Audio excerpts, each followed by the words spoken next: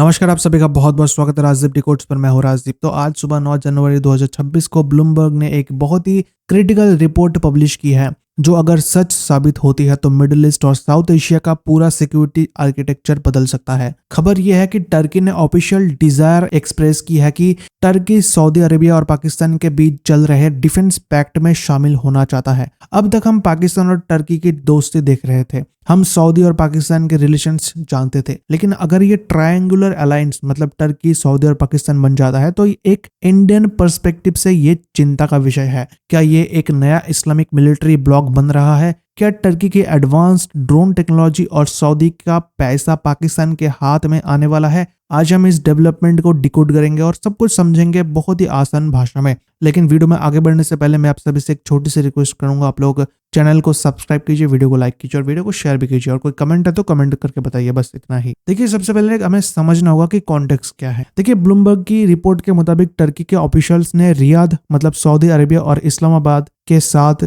Talks शुरू की है। टर्की चाहता है कि जो डिफेंस कॉपरेशन सऊदी और पाकिस्तान के बीच एग्जिस्ट करता है, जिसमें इंटेलिजेंस शेयरिंग, जॉइंट एक्सरसाइजेस और मिलिट्री ट्रेनिंग शामिल है, उसमें टर्की को एक फुल पार्टनर का स्टेटस मिले। आपको याद रखना होगा कि पिछले कुछ सालों में टर्की ने अपनी फॉरेन पॉलिसी को एग्रेसिव से कोऑपरेटिव किया है। एक टाइम था जब एर्दोगन और सऊदी क्राउन प्रिंस MBS के बीच 36 का आंकड़ा था, वो जो खाशोगी केस के बाद। अगर आपको पता नहीं खाशोगी केस क्या है तो आप गूगल कर सकते हो। लेकिन 2024 से 2025 में हमने देखा कि टर्की की इकोनॉमी एर्दोगन को मजबूर किया है कि टर्की सऊदी अरेबिया से दोस्ती करे, और अब 2026 में वो दोस्ती मिलिट्री अलायंस बदल सकता है। अब सवाल यह है कि टर्की को इसमें क्या मिलेगा। इसके दो बड़े रीजंस है, इकोनॉमी और डिफेंस एक्सपोर्ट्स। देखिए, मैं आपको समझाता हूँ। सबसे पहले डिफेंस की बात करें तो टर्की आज की डेट में ड्रोन बनाने में काफी माहिर हो चुके हैं। उनके बायरक्तर, TB2, अकिंची और नया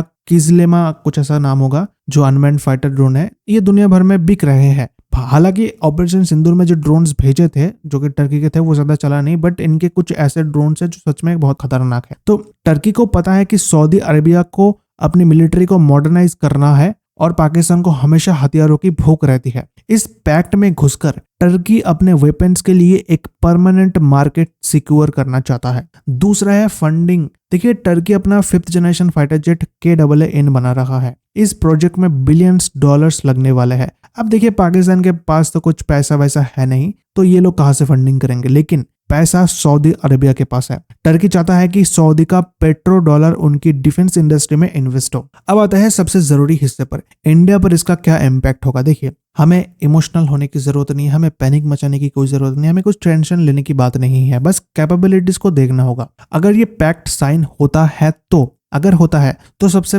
बड़ा खतरा है टेक ट्रांसफर। पाकिस्तान के पास टर्की के ADA क्लास करवेट्स मतलब वो जो PN बाबूर क्लास वो पहले ही आ चुके हैं। अगर टर्की अपने हाई एंड ड्रोन्स, अकिंची या इलेक्ट्रॉनिक वॉरफेयर सिस्टम्स पाकिस्तान को देता है और उसका बिल सऊदी अरेबिया भरता है, तो ये इंडिया के लिए बाउंड्री पर चैलेंज बढ़ा देगा। पाकिस्तान की इकोनॉमी खराब है, पाकिस्तान खुद ये नहीं खरीद सकता, लेकिन सऊदी फंडिंग के साथ इक्वेशन बदल जाता है। अब देखिए, यहाँ पर ना कश्मीर एंगल भी आ जाता है। टर्की हमेशा से कश्मीर मुद्दे पर पाकिस्तान का वोकल सपोर्टर रहा है। सऊदी अरेबिया पिछले कुछ सालों में कश्मीर पर न्यूट्रल रहा है, इंडिया के साथ अच्छे रिलेशंस की वजह से। अब यहाँ पर ना लोग कह रहे हैं कि डर इस बात का है कि अगर टर्की इस ग्रुप में इन्फ्लुएंशियल हो गया तो टर्की जो है सऊदी अरेबिया को भी पाकिस्तान के नैरेटिव की तरफ पुश कर सकता है OIC में। लेकिन पिक्चर इतना भी डार्क नहीं है। मैं पहले भी कहा था कि ज्यादा चिंता की विषय नहीं है, चाहे टर्की आ जाए कोई भी आ जाए, क्योंकि यहाँ पर ना एक सऊदी फैक्टर आ जाता है जो कि इंडिया के फेवर में है। देखिए, हमें याद रखना होगा कि क्राउन प्रिंस मोहम्मद बिन सलमान की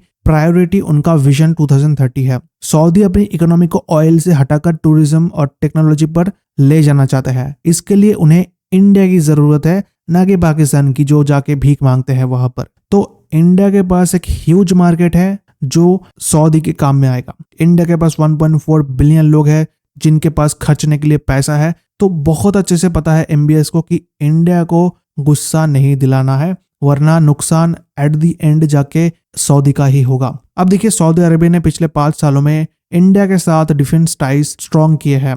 एनालिस्ट कम्युनिटी का मानना है कि भले ही सऊदी इस पैक्ट में टर्की को आने दे, बट सऊदी इस पैक्ट को एंटी इंडिया नहीं बनने देगा। सऊदी अरेबिया कभी नहीं चाहेगा कि सऊदी पाकिस्तान के चक्कर में इंडिया जैसी ग्रोइंग इकोनॉमी से पंगा ले। तो हो सकता है कि सऊदी अरेबिया इस ग्रुप में मॉडरेटर का काम करे और पाकिस्तान टर्की की रेडिकल सोच को कंट्रोल करे। देखिए, हमें यहाँ पर ना ज्यादा पैनिक की जरूरत नहीं है, हमें विजिलेंस की जरूरत है। सबसे पहले तो हमें देखना होगा कि क्या सऊदी पैसा सीधा पाकिस्तानी मिलिट्री हार्डवेयर के लिए यूज हो रहा है।